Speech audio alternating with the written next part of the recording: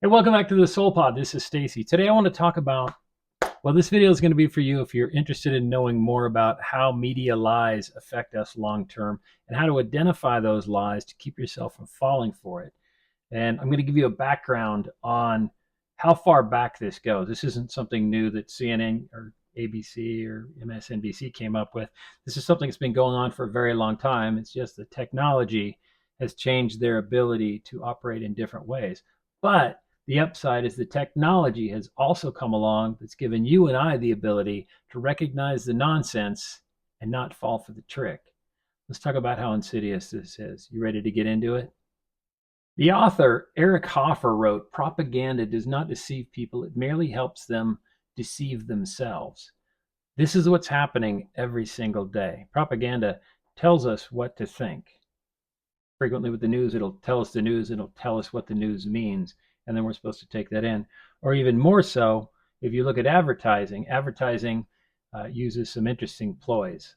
My degree is in communications with an emphasis on advertising and marketing. So I studied this, and it was interesting because it all made sense once you understand the basics.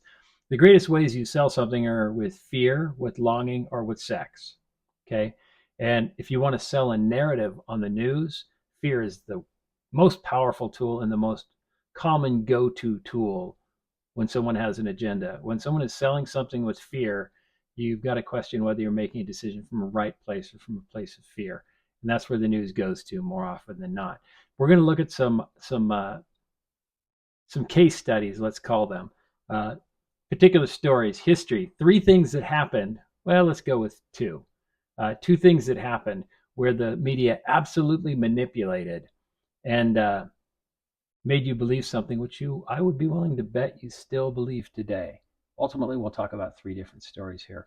But buckle up, it's going to be a fun ride because there's some history, there's some proof.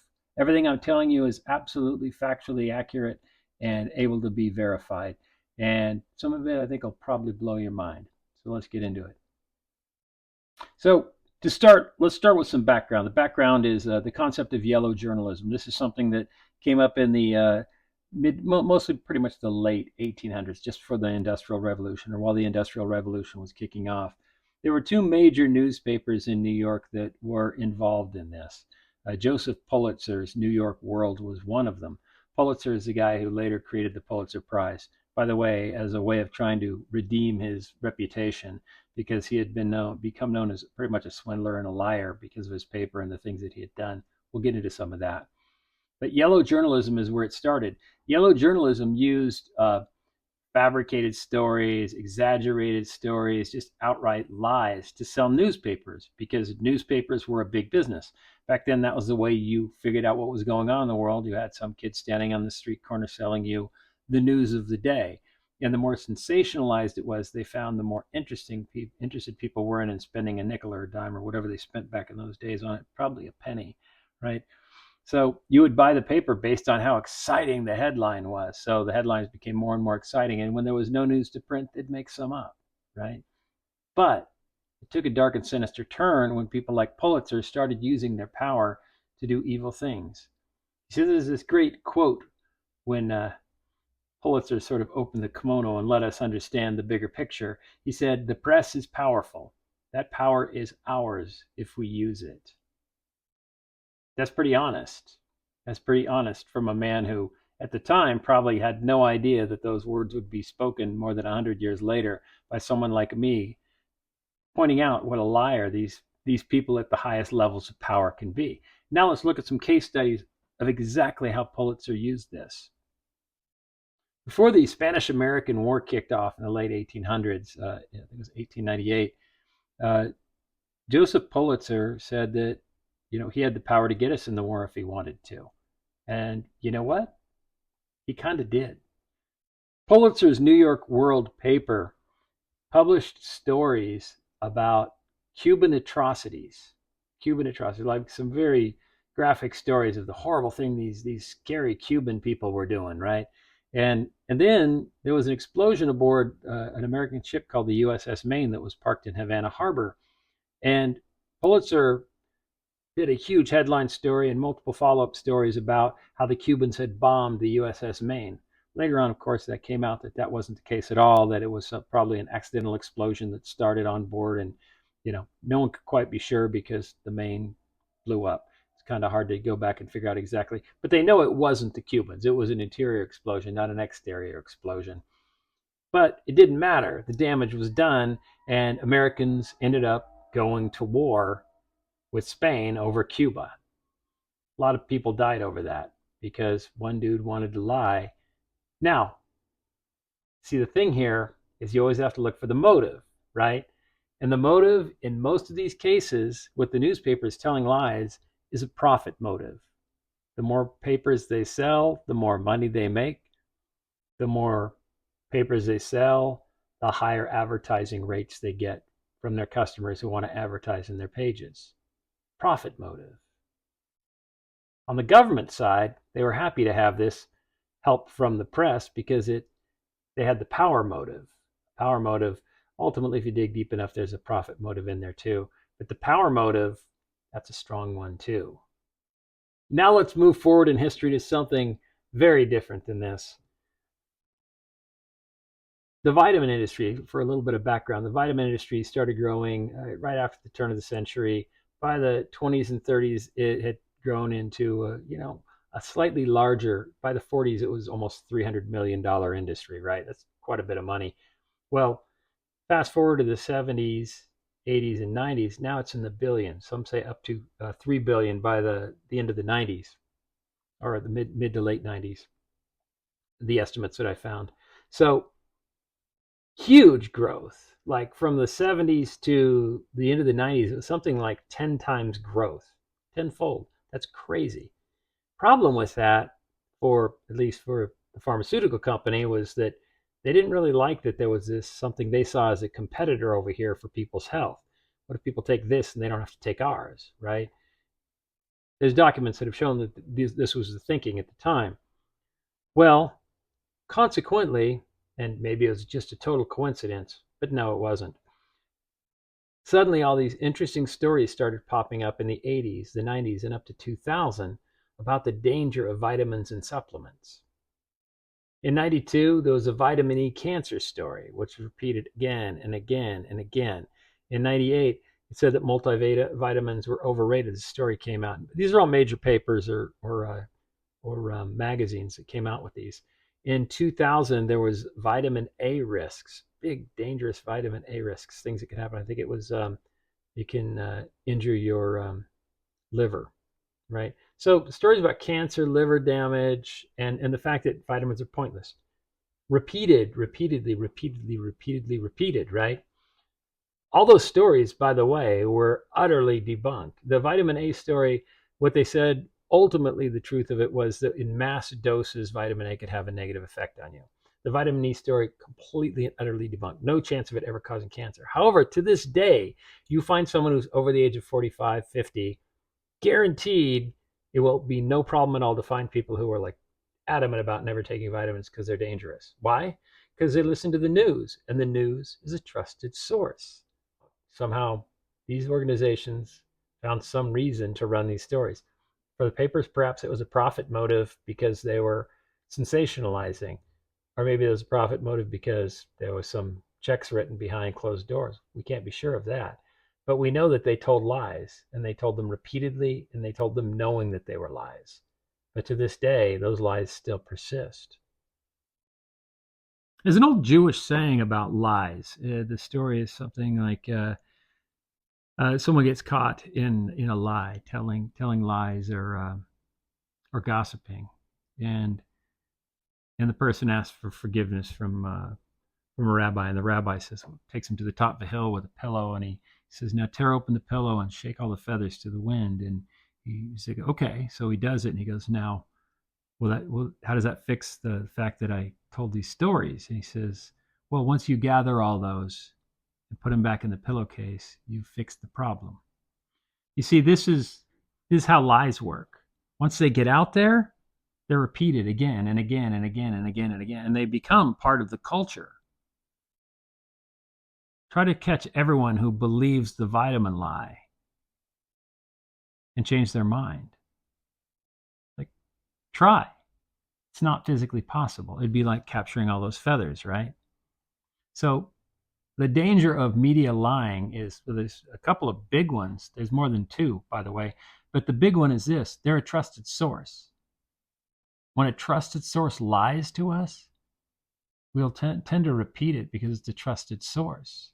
We'll tend to believe it. We'll tend to internalize it. And it's hard for us to let go of that because now our ego is attached to the fact that we got taken in, right? You see how it works? Pretty damned insidious. Now, there's one more story I want to talk about. And there's another one about war. When the Gulf War broke out in 1990, there was this story about Iraqi soldiers coming into Kuwait and ripping babies out of incubators and taking the incubators and leaving the babies to die. There was a woman there who testified again in front of Congress, in fact, to tell this story, saying that she was working in this hospital and this thing happened. It was horrible. Nahira, I'll share her name. I can't pronounce it. Was her name? They just used her first name because they said that her family was still in Kuwait. They didn't want her to be in danger. Her family to be, in some sort of under some sort of threat. So, of course, later it came out that that wasn't true at all. That she was the Kuwaiti ambassador's daughter. She wasn't even in the country at the time. She was living in the United States when the invasion happened, and that she had actually been coached by a PR firm on how to tell this story to make it as visceral as possible, to get the American public excited about the idea of going to war with an evil country. Did you know this was a lie if you're over the age of 45 and you saw this story? Did you know? Because it is proven to be a lie. All this information came out later, of course, but by then the damage was done. Millions of people, millions? I don't know. A lot of people got killed. Billions of dollars worth of damage done. Americans, Kuwaitis, Iraqis, a lot of dead people. And why? This person wanted to push the war. And you know what? The news media wanted to sell the story. George Bush repeated it 6 times. This story of the baby, 6 times he repeated it. Yeah, it worked for him. There's a power motive there, right? Did he check his facts? I don't know. Did he know it was a lie? I don't know. But he should have checked his facts. To this day, that story still persists, and people still believe in the first Gulf War. That part of the reason we went in was because, Saddam Hussein's soldiers were evil baby killers. Pretty visceral, but it's a lie. That's how media works. These stories will stay out there forever and ever and ever. So we have to be aware constantly of media lies, and we have to defend against them. Luckily, we have the power now to do that with technology. Technology is being used against us as they try to find new and creative ways to sell us BS. But with AI, unless you're utterly lazy, it takes just seconds to check. Sometimes I'll see just a meme. Someone will share a meme that's something newsworthy that, like, here's a stat, and you're like, oh my God, that's shocking. And most of the time, these are the memes that I see and I believe, and I'm like, that's shocking. I think I want to share that. And I'll go, hold on. And I'll just drop it into Grok or ChatGPT and say, what can you tell me about this? Or is this true? And in that moment, Grok or ChatGPT AI can tell me whether or not it's true. And the cool thing about these too is if you have media sources, which there are some that I don't trust. I don't trust the New York Times anymore for many different reasons. I don't trust Wikipedia with anything political for many reasons. I've done a video on that before. So you can actually, in Grok, at least, I don't know about ChatGPT, you can say, please exclude results that you find from these sources because I don't trust them. Snopes is another one that's completely discredited at this point. So I can say, don't trust Snopes, don't trust New York Times. I don't want to hear it from Wikipedia. Give me, results from other sources. And then they can correlate information from multiple websites, multiple sources, and say, the likelihood of this being correct is this. Here are the actual facts that we know about it. So we have a tool now that you can easily just within seconds find out whether something is true rather than sharing it like shaking feathers into the wind from that pillowcase and getting them out into the ether, because you don't want to be part of the problem, do you? You want to be part of the solution. You don't want to continue to send lies downstream because you didn't know they were lies, but you were too lazy to check. So we now have the technology to do that. You can also use you can make a point of using social media if you're using social media that has ways of fact checking. I like the X platform because community notes is becoming a really strong tool there. Now, Meta, I guess to their credit, is working on something similar to that. Maybe it's even launched by now. Uh, Many of these websites, these social media sites, are also working on ways to integrate AI so that it's quicker. So it'll actually maybe auto check some of this stuff and it'll put tags on it, which will be great because that'll be a huge offset to the media stranglehold on truth because their version of the truth is what seems to get out there because they have a very loud amplifier. You can't help but hear it. So just remember, propaganda does not deceive people. It merely allows us to deceive ourselves. Don't be deceived. Use the tools at hand. Take care of yourself. Take care of your truth and guard it. The truth is vital. We don't know how many lies we're walking around with in our heads because it's not convenient to check. And it takes an awful lot of going back and doing archaeology of our belief system to find out. But I guarantee you, there's a lot of lies going on in there that you didn't know are lies that you're carrying around as truth. Perhaps I talked about one of them today. Hey, if you like the channel, you like what you're hearing, subscribe, click that. And when we get new videos that drop, you'll get a notice that there's a new one coming up. If you haven't checked out the Soul podcast yet, check that out. I think you might like it. Longer versions of stories like this, plus the occasional awesome interview. And I've chosen to only do awesome interviews because you don't want to do an interview just to do an interview. It's got to be something interesting. I'll see you guys on the next one.